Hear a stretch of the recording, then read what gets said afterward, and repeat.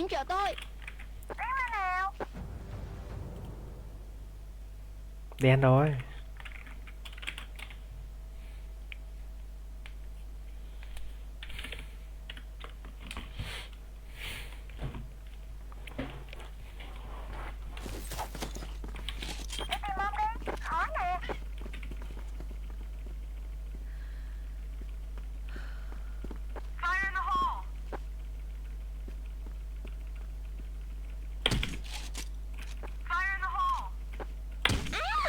Đủ. Vẫn đứng đấy.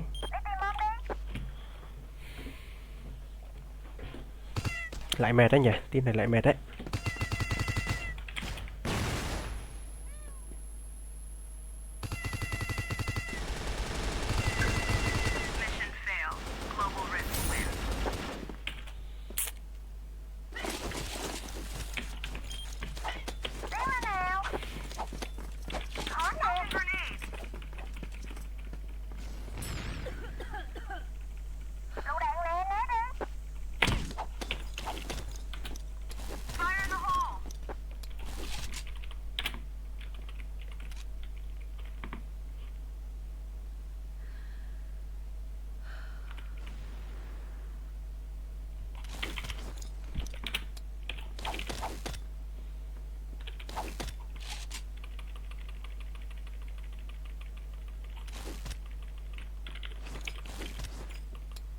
Mù nè.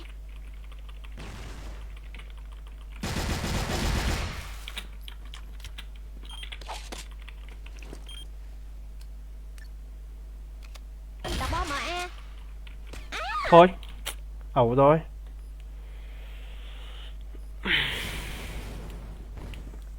Cho thọ nhá.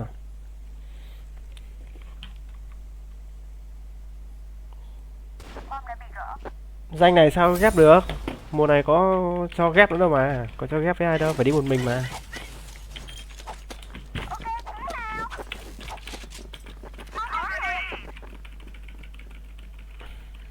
Đi một mình để gánh đấy. Ai ép mà.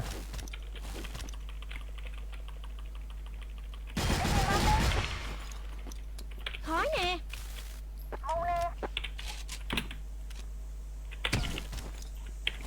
Đâu vậy?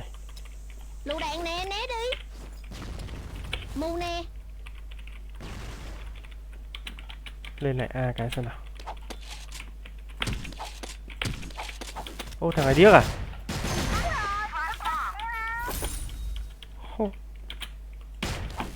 À thằng Thành DZ, thằng Thành đẹp dai. Vừa nãy nó ngáo.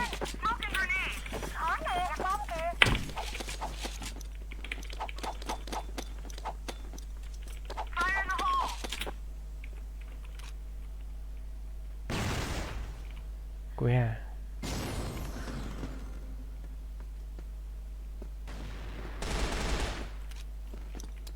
Khói nè. Còn đấy.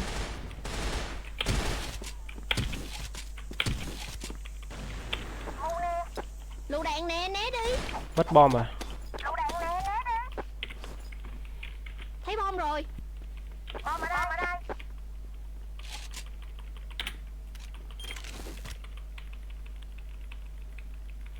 Thôi chạy về B đi. Khu B. Chạy một phát về B luôn.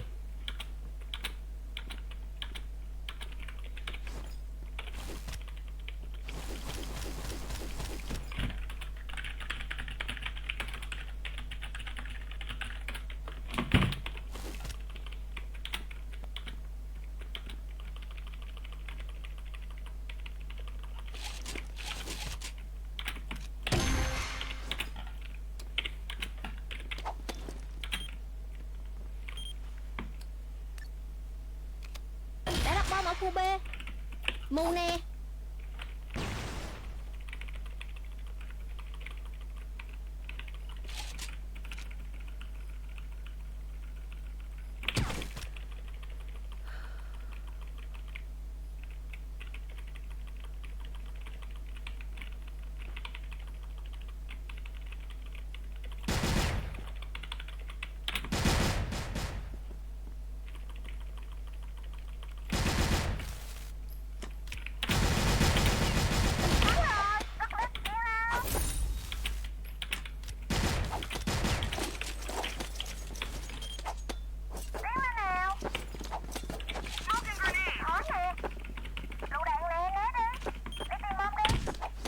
Chỉ lít 11 phải cầm cọp thôi.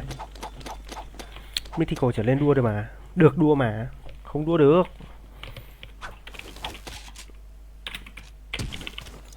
Mùa này nó khác. Mùa này chỉ cho đi một mình thôi. Top 100 ấy. Khói nè. Cho được có mà loạn.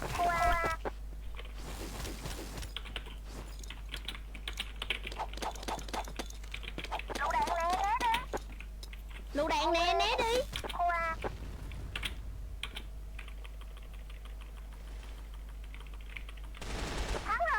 Hay. Mù nè. Thua 2 trận rồi đấy. Không biết trận này cơm cháo gì không đây. Im chờ tôi. Ok, tiến lên nào.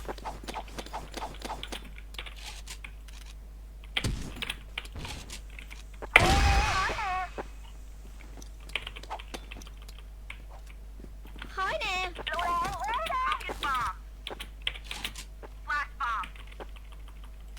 Quá bình thường. Lựu đạn né đi. Cũng tạm được.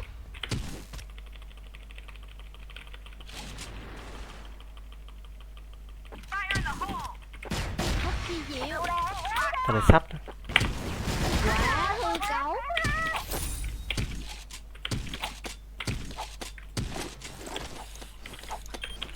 Mình top 100 mà sao toàn bắn mấy ông như kiểu mythical ấy nhỉ.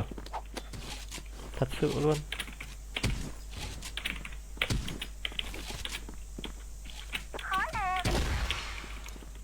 Lựu đạn né đi. Bắn cho hết muốn ra cầu luôn.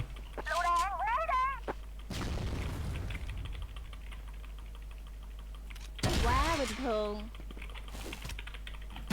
Cũng tạm được. Hồi sinh nó. Kéo em với á. Sao mà kéo được em ơi, đi một mình mà. Có được đi ghép đâu.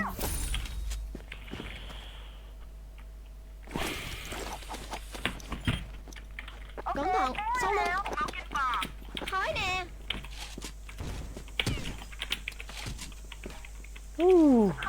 Hay lắm. Vào tay rồi à, không phải đâu bác ơi. Vào tay từ trận 20 kill rồi. Lựu đạn né đi. Tại trận này team mình bắn được ấy.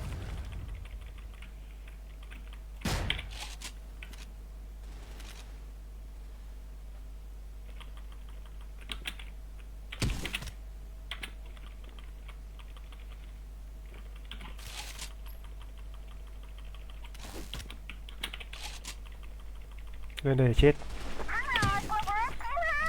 Mù nè. Cẩn thận. 4 điểm. Đây này, nó khóa này, có cho mời ai đâu. Đây này, chỗ mời nhóm này này. Chỉ đi một mình thôi.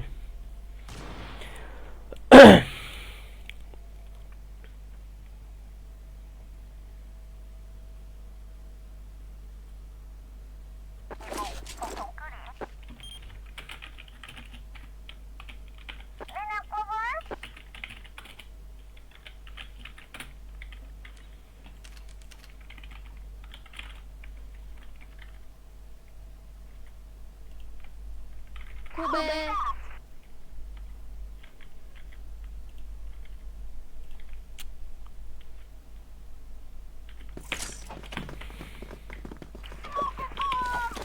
Khó đấy, team này lại khó đấy.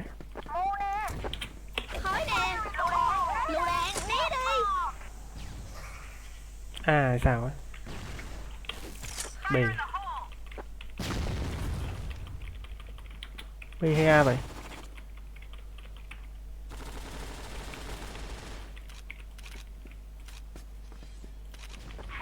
Nó về.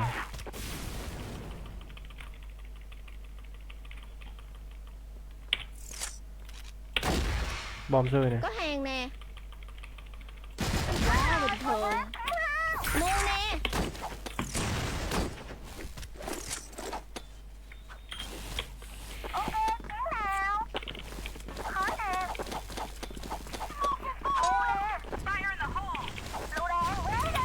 Khói nè.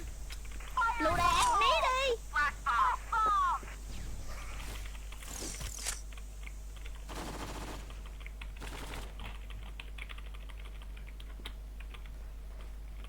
Team kia nó không ép à nhỉ? Sao vậy?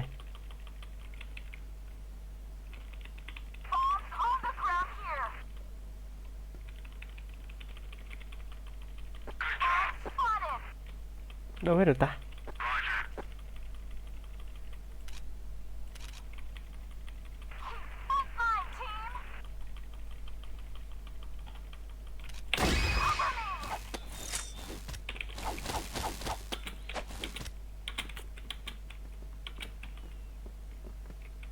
Bom đây à?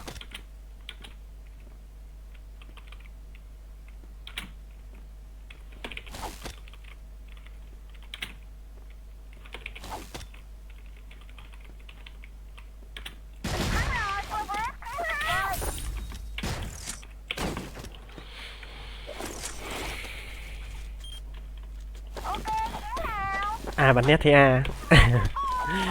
Dân chơi cứ khịa ở đây đùa, chán đời thật. Khói nè. Lựu đạn né đi.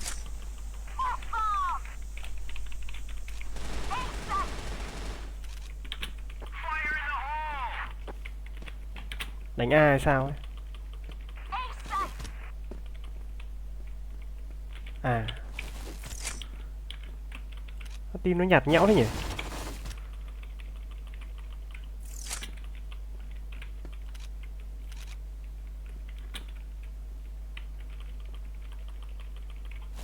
Team nó không ép à? Trời. Ủa, B à?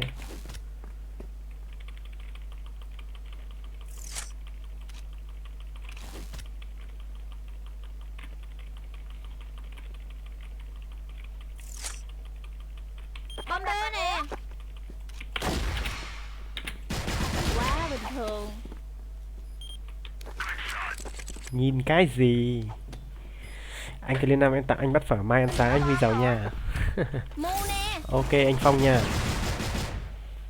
242 điểm rồi anh vậy. Nhanh mà. Hôm nọ toàn 20-30 điểm một ngày. Ngày nào cũng bắn là nó lên điểm thôi, có gì đâu. Lựu đạn né đi. Thực ra top 100 cũng nhàn. B. Thua rồi. Chỉ cần có thời gian cày thôi.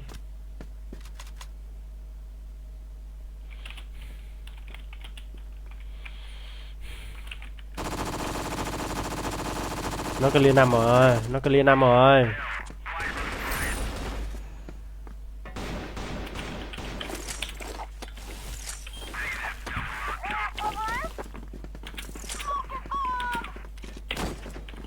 Khói nè.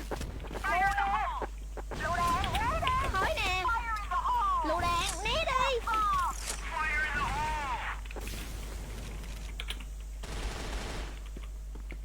Đánh A. B á? Ô, nó đánh chậm đấy nhở?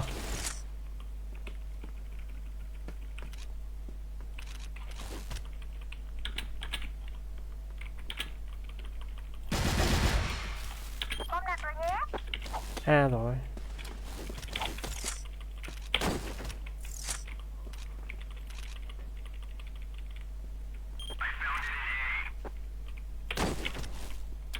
Mu nè. Để dưới gỡ.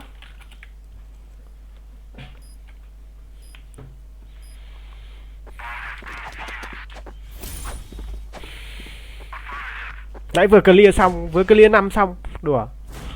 Phong phải vào muộn quá. Khu B.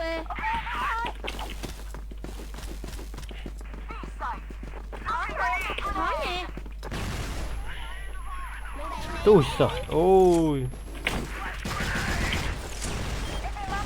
Đau vãi chưởng. Thôi quả này không ép được rồi.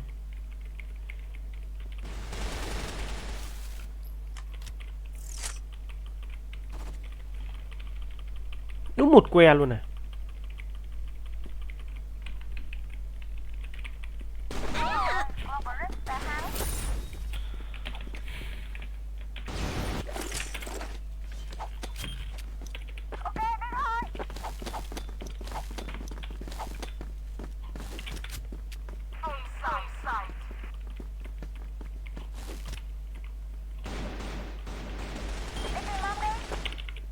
Không tìm rồi. Ui, ảo vậy.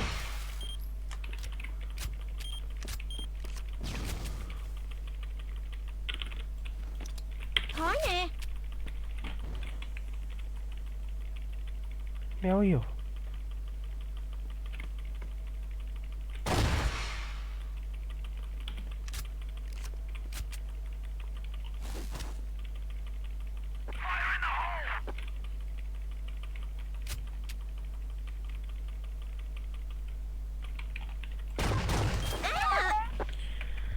Chết sạch. Team bắn này chết. Cái quả kia tôi bắn mẹ không biết bao nhiêu viên cọp vào người mà không chết. Chịu ấy.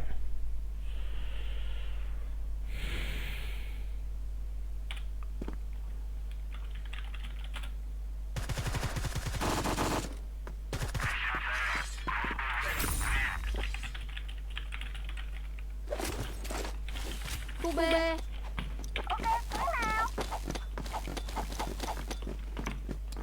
Khó nè. Lựu đạn nè, né đi.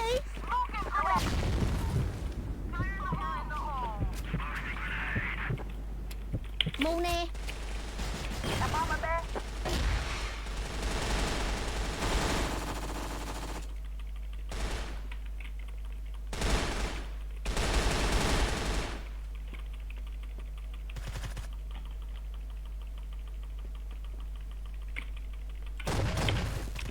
Vỡ mồm.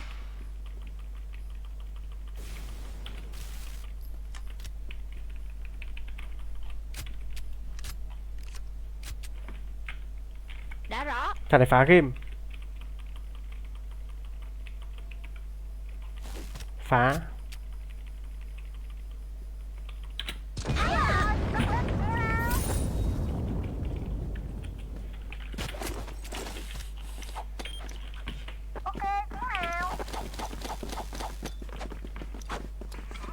Khó nè. Lựu đạn nè, né đi. Mù nè.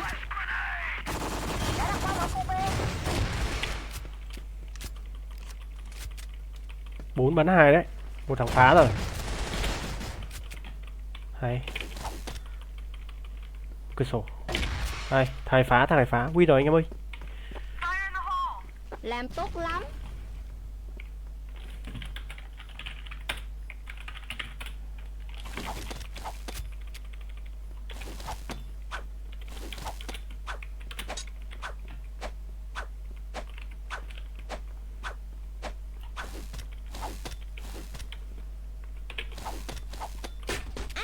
Cái đủ má.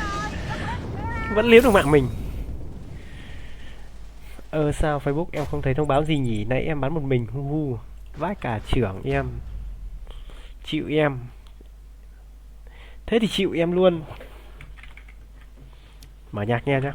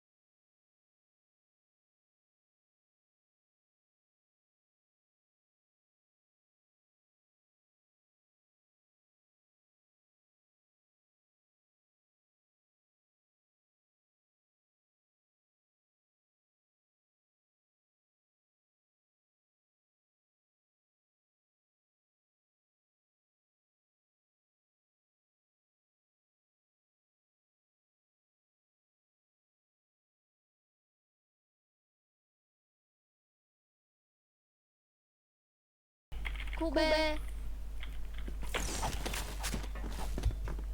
Bên kia có top 100. Cẩn thận, sau lưng. Khói nè. Lựu đạn, né đi.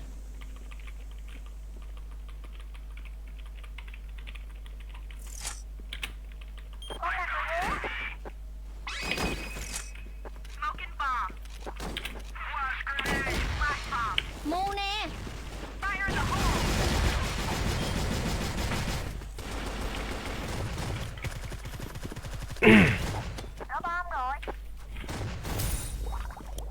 Xem nào.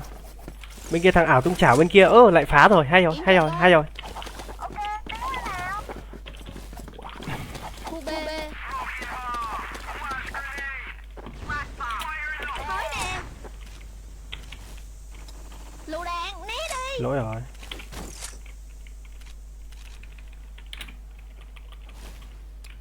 Mu nè. Lỗi, nhảy lỗi cơ. Máy ông tầm bao nhiêu mượt thế?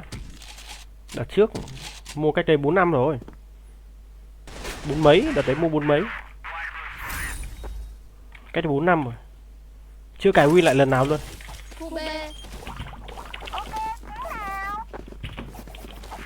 Chưa phải cài Win một lần nào luôn đấy. Chạy từ đợt đấy đến giờ. Lựu đạn, né đi. Mu nè. Quá bình thường.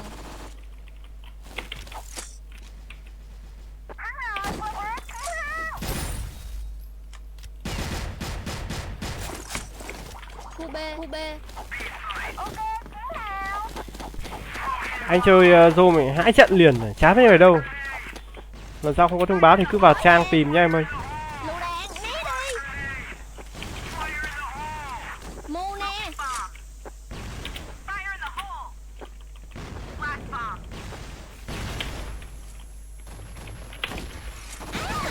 Khói Mumi chả thấy cái gì. Đồ.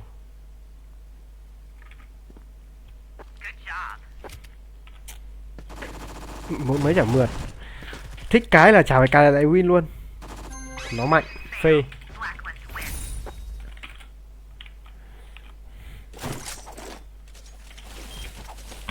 Mà đợt đấy mình mua hình như bị đắt đấy. Bởi vì là đợt đấy coin nó đang lên đấy. Giờ Bitcoin nó vẫn đang lên đấy. Khói nè. Chắc là giá cả màn hình căng lắm ấy. Né đi. Mu nè.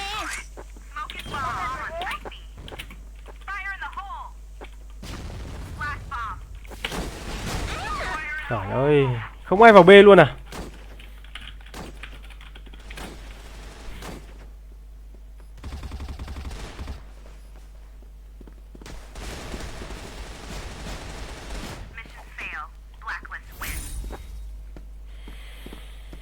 Giờ lên cái dàn i9 4700 bao mượt đấy.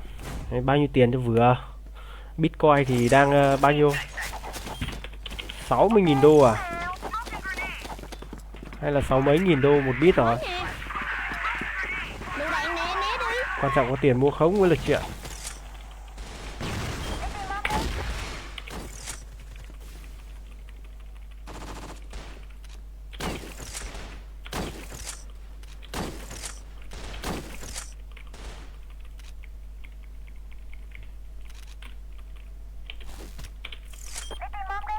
What the fuck?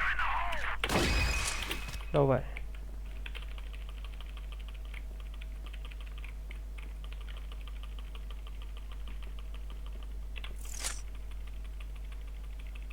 Quá bình thường. Mu nè.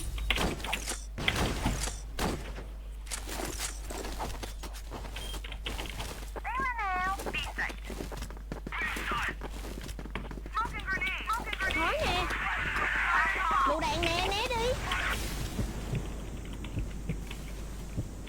Mu nè.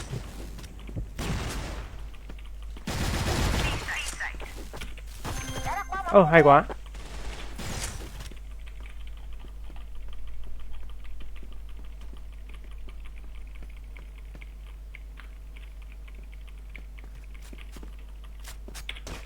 Nhà mình. Móc. Định mệnh. Tôi cứ tưởng cửa sổ ra cơ. Thằng kia nó báo cửa sổ ra, hóa ra chết rồi ạ.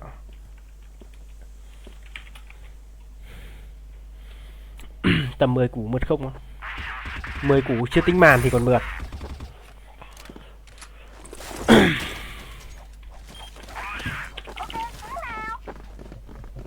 Thêm cái màn nữa. Khói nè. Lựu đạn nè, né đi. Mu nè. Thêm cái màn 12.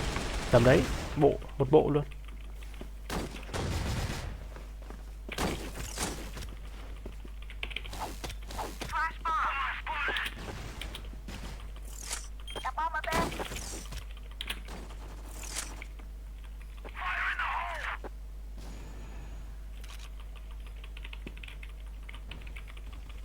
Đây, thằng này móc à?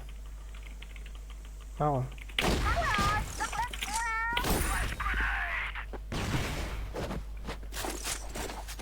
Hơn 60 chơi mà chưa màn.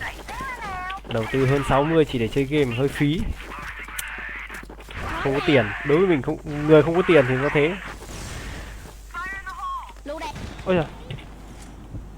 Chờ để nó ném bom mà nó vẫn ném chưa hết luôn. Ném nhiều thật đấy.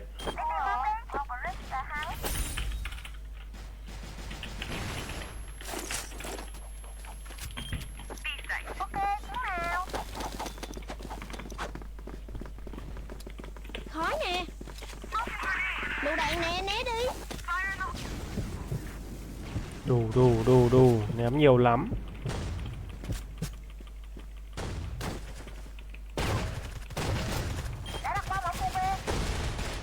Mù nè.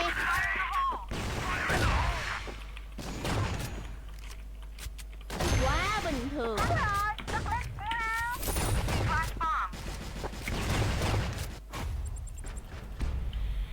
Lãi rồi đấy.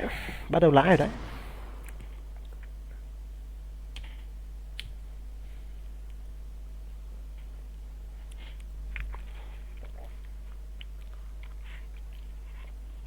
Ui ôi, ở với thằng ảo tung chảo rồi.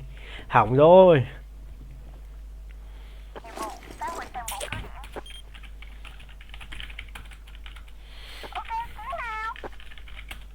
Khu B.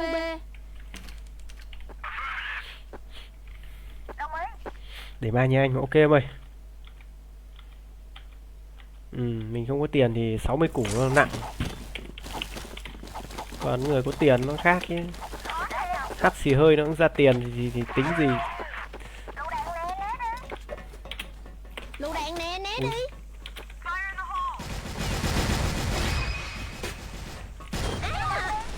Ba hầm B liền. Vai. Khó đấy nhá, team này khó đấy.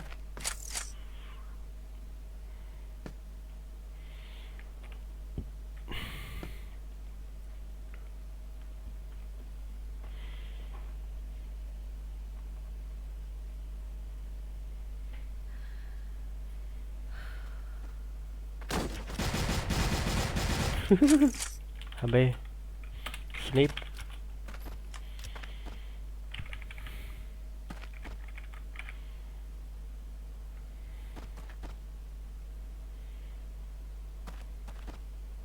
Sao đánh danh ít người thế, độc mấy người đánh đi đánh lại thế nhỉ? Đông mà. Chẳng qua là đang cái lúc tìm danh thì nó trùng hợp thôi. Trùng hợp người bấm ấy, người bấm bắt đầu ấy. Chứ có gì đâu. Ui dồi ôi, thanh niên này sao lại tỏa sáng được nhỉ? Tại sao lại thế được nhỉ?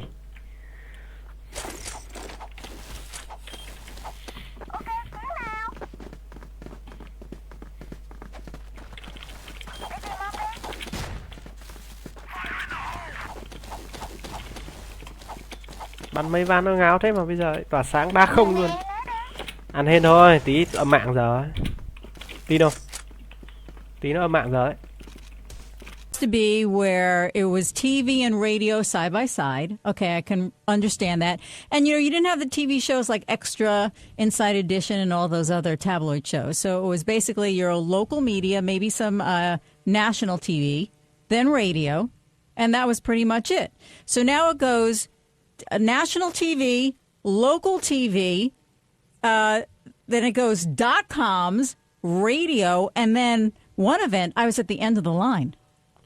Now, so it makes me feel. First of all, I'm mad. What you didn't hear is how mad I was when the first thing happened, and now it's sad. I don't understand. Just because I'm probably a lot of people don't. Are you behind people, or you mean as they walk through the line? Imagine that there's a long row. Because I've seen this place. There's a long row. So you're walking down almost like a street, and there's like sawhorses behind. Right. You stand behind them. So the first group of people who are there are television. Right. And then the next group of people that are there are the .com. But you're not behind the people. It's just as they walk through the line. And even before. And what's the problem? Do they tend to skip as you get further into the line? First, even before the TV cameras, you have photographers. So they're standing there for 10 minutes, celebrities getting their picture taken. Then that these tabloid TV shows have gotten so popular, they stay with an extra TV reporter for at least 10 minutes. Okay. So you have 15, 20 TV reporters there. Then you have radio. Then you have .com people. By the time they get to me, they don't want to repeat what they just said for the past hour. They're tired and they're late. Well, who schedules it? it? They get pushed aside. There's a publicist for the event? It's publicists. So it's just young publicists. say your TV. Well, that's the thing. When I came back here after the first night where I got very upset, Brad Driver, our news director, and I sat down and we said, look, we'll take a little camera, my own camera, and I'll put it on a tripod if that's what it takes to get ahead of the line. So it's very upsetting to me. So, yes, I do take, like what I said, I take my job very seriously. And it's upsetting to me that celebrities are pulled away because they're running late. So I don't even get a chance to talk to them.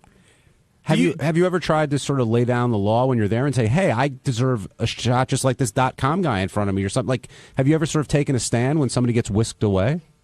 Oh, well, you try, but you're behind either a red velvet rope or some kind of barrier where you can't, pull someone and say, hey, wait a second. I know many of the publicists, but they can only do so much if someone's running late or they're tired or they don't want to talk to any more people. And it also got to a point where I was screaming so much because I was at the end of the line. I couldn't afford to lose my voice. So I made a placard with a stick and I hold it up. It says Howard Stern. It's at my desk. And I wave it at people and then they see that and they'll run over to talk to me because either, they know me from the years of, being on red carpets. And, of course, they love, or because, of course, they're Howard Stern fans. That's number one. Or could they be running away because they're not Howard Stern fans?